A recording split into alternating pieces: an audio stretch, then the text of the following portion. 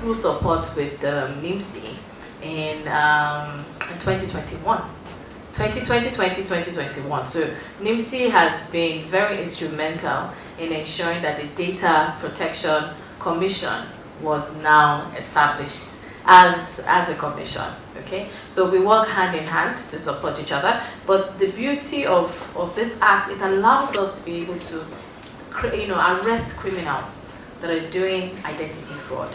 And obviously, what we're doing is to work with the Ministry of Justice and also work with the security agencies to be able to make sure that those criminals are arrested and, if proven guilty, will be, prosecuted to the court by the Nigerian law in place. We must make sure that we start to set those examples, and this is why the enforcement part comes into play. And we've just recently revamped our internal enforcement unit. It's called Inspectorate Compliance and Enforcement Unit, and the abbreviation of that is ICE.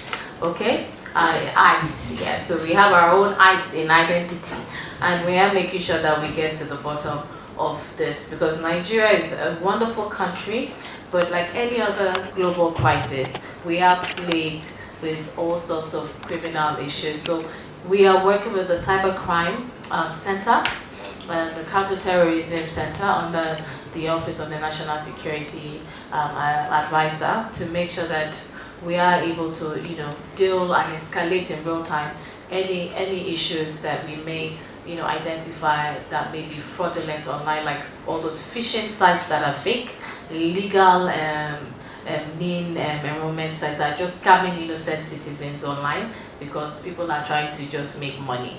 And so we will definitely escalate all of those issues to that. Regarding the card, what the law from 2007 spoke about the card was, it called it the General Multipurpose Card, okay, GMPC card, which is just like a basic physical card. But what we're doing is ensuring that we establish it as the EID card, which is basically ID card plus payments. But we have also created alternatives, so you can, you have your physical, your digital ID card on your NINOT. You also have your EID card, which is physical, which can be tied to government interventions. So, for example, you live in the rural area, you need seedlings as a farmer. That money for that could be put on there as a token, and then it's, you take it and you're able to get your seedlings from there. It means that as a tokenized sort of payment, it means that your digital transaction is secure, and it also then speaks to the fact that you use the money for the intention it is meant for. Regarding collaborations with security agencies, now with NIMC at the moment, all the major databases are board members of the National Identity Management Commission, and this includes every critical security agency. Now, it may interest you to know that they are integrated today. So what we're now doing is ensuring that there's a total data exchange back and forth, because there's one way you're calling information from me also, and then transcement that. This is what we're speaking about, DPI, digital public infrastructure, and then talking about the public key infrastructure, which means that how do you ensure you have the equivalent of that physical legal binding agreement as a digital version based, which we call the digital trust. Now speaking about the word enrollment, it may interest you to know that the president had given us marching orders last year to go and kickstart the word enrollment exercise. One is to ask, what is the position of the Data Protection Commission? It looks more like part of your core mandate now is data protection itself. So I just want to have some clarification regarding that. Secondly, if I got you right, there would be no need for physical card anymore, or for now. So I want further clarification on that. So for us to be able to get that right. I want to assume that the security agencies are part of this, because they do data capturing as well. And it could be a very useful instrument, for crime, fighting crime and crime control. Please enlighten us on this as well. You want to embark on what 8,800 words enrollment drive. We know we've been working together, but I'm hearing that for the first time here. So I hope you would be coming forward for us to see how we can assist you in achieving that, as we are present in those areas that we want to go to do your enlightenment and sensitization of the public.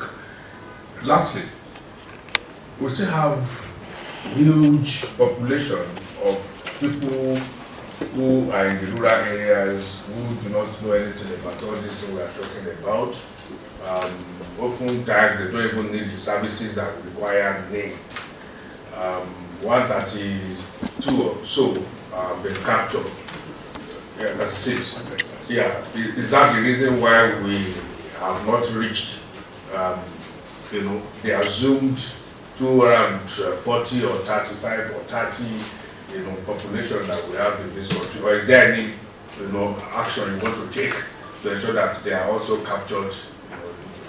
Thank you for the opportunity, Honorable Minister. I must say that since you came on board as the DG of Ministry, we have seen really great enthusiasm on the part of the Ministry team to transform identity management in this country, and I think that we should all be happy with what you have done in the last 2 years. Is really extensive, and it is also going to the heart of the reform agenda of Mr. President. So thank you for what you do yourself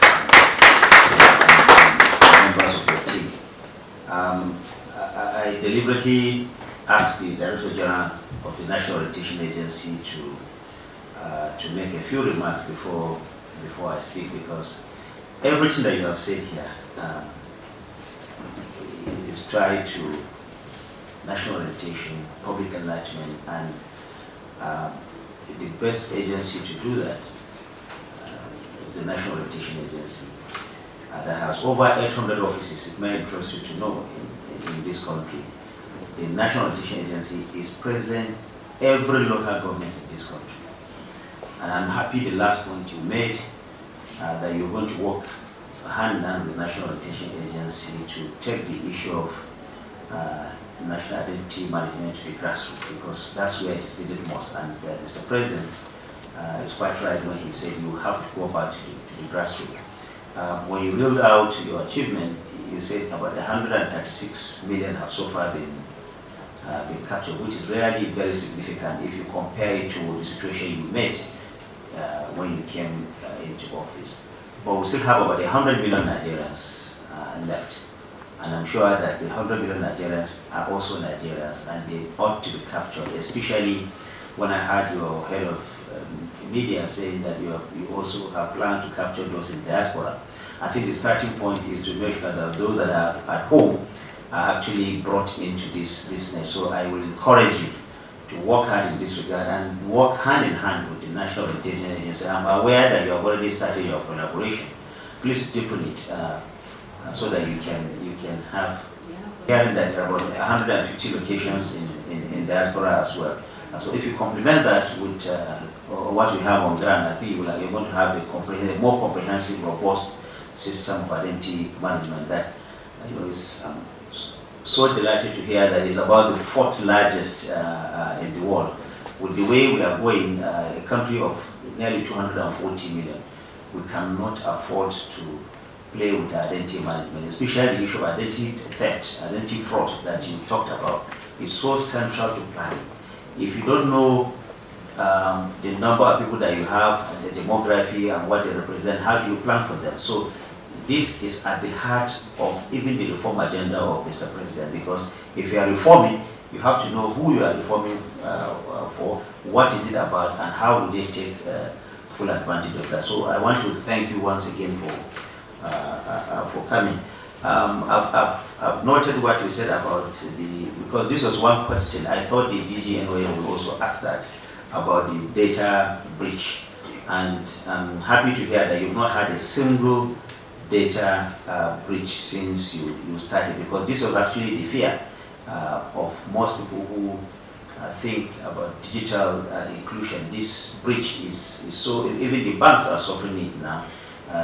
And it's also very important if you tie that to the issue of financial or the inclusion, general inclusion that you talk about. If you want, for example, to take support to the grassroots, to the rural areas, you need to know where they are, who they are, what their demography is, and make sure they're included at the level of the knowledge of their existence first and foremost. That they are involved, people know that they are there, and they're also included, because that is what is going to drive the reform that will touch their lives at the grassroots. I'm happy to hear that. I'm also happy to hear about the issue of stronger privacy, because I wanted to ask a question related to that. Because people know that you can easily steal or pierce or compromise their privacy when they enroll. I wanted to ask, what is NIMC doing to protect that? Because nobody wants his privacy out there. Everybody wants to protect his privacy. So I'm glad that you are also taking that. Now, transparency is also key. And this you can only achieve if you collaborate further with those who will help you to disseminate information. At the Federal Ministry of Information and National Orientation, we don't just have, not just the National Orientation Agency, we have all the public information systems in this country, and under this of the News Agency of Nigeria is also there. Please use these platforms, and I want to assure you that we'll make these platforms available for you to work with, so that we can at least improve on this issue of transparency. Something that you mentioned about harmonization also, of about 250 MDAs. Am I correct, if I get that right? Both states and federal. Now, of recent, we have seen how somehow a phantom agency has found its way in some official function here.